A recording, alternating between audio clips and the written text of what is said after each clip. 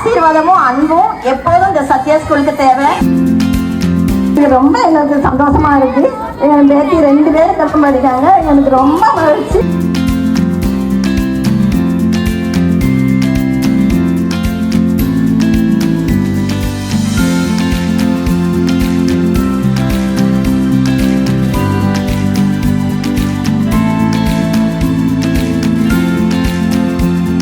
நல்லா இருந்துச்சு. என்னுடைய வாழ்த்துக்கள் 2000 சத்யா ஸ்கூலுக்கும் அது ஓனரமாவுக்கும் என்னுடைய வாழ்த்துக்கள்.